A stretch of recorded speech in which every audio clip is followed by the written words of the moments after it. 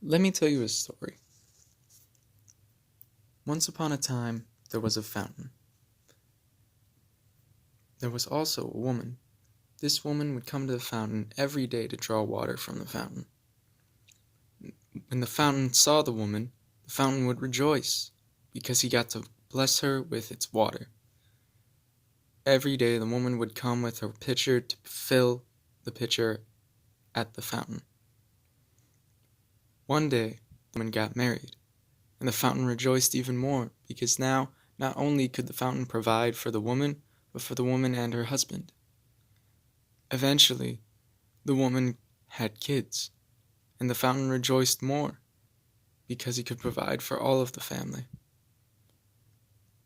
One day, the woman stopped going to the fountain. The fountain was sad because the fountain rejoiced every time he got to provide for them.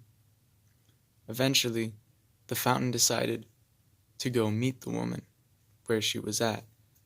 So pushing and striving, the fountain became a stream, carving through the sand, eventually finding its way to the woman's house.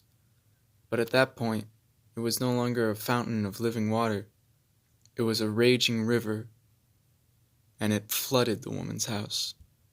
The woman, instead of rejoicing at the water that she had found, was afraid at the force of nature going after her. Eventually, the fountain realized that it could no longer be with the woman in the form that it now had to take to be with her. So, it went away. You might ask what this story means. In this story, the fountain represents God.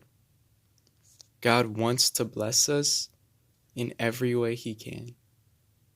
But if we don't submit to going to Him, if we don't provide what we need to be able to receive the blessings, He can't.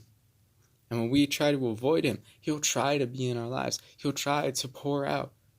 But by the time it gets to us, the only way it can is as the judgment. And eventually, God will know we don't want Him in our life.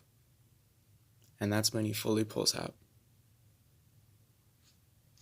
It's a sad story, but also a joyful one. Because if we stay drinking from the fountain of living water, as the Bible describes Jesus, both of us get to rejoice in that. It is God's great pleasure to bless those He loves.